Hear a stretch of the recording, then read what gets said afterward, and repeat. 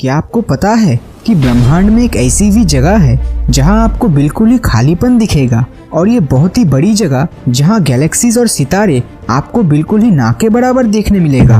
ये जगह हमसे 700 मिलियन लाइट ईयर दूर बूटस कॉन्स्टिलेशन में स्थित है, जिसका नाम है बूटस वर्ल्ड। अब इतना ज्यादा खालीपन का एक्सप्लेनेशन किसी भी साइंटिस्टों के पास नहीं है, तो इसी तरह ब्रह्मांड में हमें ऐसे अनसुलझे रहस्य देखने मिलेगा जिसका एक्सप्लेनेशन शायद हम आने वाले कई सालों तक सॉल्व नहीं कर पाएंगे।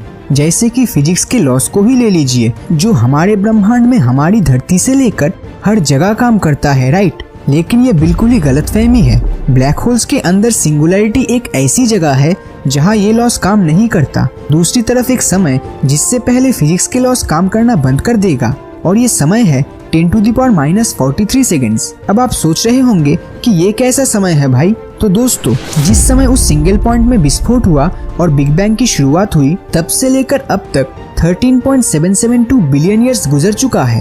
तो इसी समय के एकदम शुरुआत में 10⁻⁻43 सेकेंड्स, उस सेकंड से पहले आपके लिए कोई भी फिजिक्स का लॉ काम नहीं करेगा। और इसी से हमारे मन में ये सवाल आता रहता है कि आखिर बिग बैंग से पहले क्या होता था। तो अगर हम बिग बैंग थ्योरी को ध्यान से ऑब्जर्व करें तो इसमें साफ साफ कहा गया है कि बिग बैंग से पहले ना तो कोई ब्रह्मांड था और ना ही कोई समय। अब जब यहाँ बोला जा रहा है कि बिग बैंग से पहले समय ही नहीं था, तब तो उससे पहले क्या होता है, ये सवाल ही गलत हो गया। क्योंकि पहले और बाद में ये पास्ट फ्यूचर की बातें तो तब आएगा ना जब वह टाइम एग्जिस्ट करेगा। दरअसल हमारा दिमाग ये इमेजिन ही नहीं कर पाता कि ऐसी भी डायमेंशन या दुनिया हो सकती है जहाँ समय नाम की कोई चीज ही ना हो।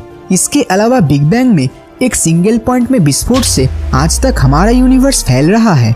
तो सिर्फ एक सिंगल पॉइंट से इतना सब कुछ आखिर कैसे हो गया। तो यहाँ अगर हम थर्मोडायनेमिक्स के दूसरे लॉ को देखते हैं तो वहाँ बोला जाता है कि something can not come from nothing. अगर इसे एकदम सिंपल समझे तो क्या हम नंबर 0 या 0 को किसी भी चीज से चाहे मल्टीप्लाई करे, रिजल्ट्स तो आखिर 0 ही निकलेगा। तो शायद बिग बैंग से पहले भी कुछ तो रहा होगा जिसे साइंस अब तक सॉल्व नहीं कर पाया।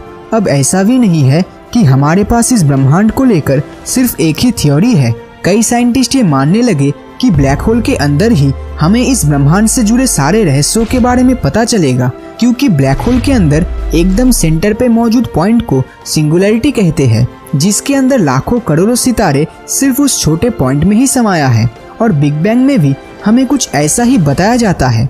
तो ये भी हो सकता है कि शुरुआती दिनों के ब्लैक होल्स बनने से ये बना हो, और बिग बैंग का सिंगल पॉइंट शायद यही ब्लैक होल की सिंगुलैरिटी हो। लेकिन इस थ्योरी में भी एक प्रॉब्लम है, जिसमें ये सवाल उठ सकता है कि ये ब्लैक होल भी आखिर कहाँ से बना, और ब्लैक होल के अंदर का सिंगुलैरिटी भी आखिर किधर से आया होगा। और यही सवाल इस थ्योरी को भी बिग बैंग थ्योरी की तरह बना देता है, जिसके पास इसके शुरुआत के बारे में सभी एक्सप्लेनेशन नहीं है। दूसरी तरफ ब्रह्मांड के जन्म को लेकर बहुत ही मशहूर द स्ट्रिंग थ्योरी है, जिसमें सबसे छोटे लेवल पर एक स्ट्रिंग या तार की तरह दिखने वाला पार्टिकल ब्रह्मांड में हर जगह मौजूद है, जो कि हमेशा वाइब्रेट करता रहता है। और इसी वाइब्रेशन के बहुत ही अलग अलग टाइप के पैटर्न्स होते हैं, और अलग पैटर्न से अलग पार्टिकल उत्पन्न होता है, जैसे इलेक्ट्रॉन, प्रोटॉन, न्यूट्रॉन, ग्रेविटॉन। दुनिया में सभी मैटर मॉलिक्यूल से बना है, और ये मॉलिक्यूल्स में एटॉम्स होता है, और इसी एटॉम्स में न्यूट्रॉन, प्रोटॉन्स ये सब होते हैं। और अगर हम इन्हें भी तोड़ते चले जाए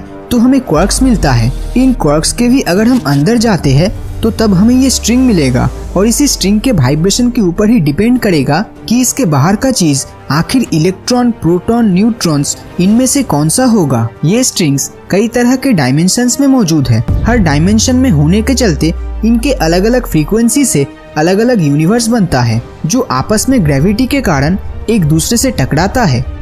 डार्क एनर्जी, जिसके बारे में हमारे पास बहुत ही कम जानकारी अवेलेबल है। तो इसी डार्क एनर्जी के बारे में स्ट्रिंग थ्योरी का कहना है कि डार्क एनर्जी दरअसल हमारे करीब मौजूद दूसरे यूनिवर्स की ग्रेविटी या गुरुत्वाकर्षण का नतीजा है। अब बिग बैंग का मतलब होता है बहुत बड़ा धमाका। तो स्ट्रिंग थ्योरी के मुताबिक जब दो ब्रह्मांड के आपस में टक्कर होती है तभी बिग बैंग होता है, और एक नए ब्रह्मांड की शुरुआत होती है। अब स्ट्रिंग थ्योरी के पास अगर सभी सवालों के जवाब है, तो इसे बिग बैंग से भी ऊपर दर्जा क्यों नहीं दिया गया। दरअसल इस थ्योरी में कुछ ऐसे पार्टिकल्स या पदार्थ का मेंशन है जो फिजिक्स के नियमों के खिलाफ है। इसीलिए इस थ्योरी को साइंटिस्ट नहीं मानना चाहते। लेकिन हमें ये भी नहीं भूलना चाहिए कि इस ब्रह्मांड में ऐसी भी 2 जगह है जहाँ फिजिक्स के नियम नहीं चलते, तो इसीलिए स्ट्रिंग थ्योरी को पूरी तरह से रिजेक्ट कर देना बिल्कुल ही गलत होगा। तो आप किस थ्योरी को ज्यादा प्रेफर करते हो? क्या आपको बिग बैंग थ्योरी ज्यादा सही लगता है या फिर स्ट्रिंग थ्योरी? नीचे कमेंट करके जरूर बताएं। और अगर ये वीडियो आपको अच्छा लगा हो तो इस वीडियो को लाइक और अपने दोस्तों के साथ शेयर करना मत भूलना। और अगर अभी तक आपने हमारे चैनल को सब्सक्राइब नहीं किया है तो सब्सक्राइब करके नोटिफिकेशन बेल को ऑन कर दीजिए, क्योंकि मैं ऐसी ही वीडियोस हर हफ्ते लाता रहता हूँ। तो मिलता हूँ आपसे अगले वीडियो में, और हमेशा की तरह थैंक्स फॉर वॉचिंग।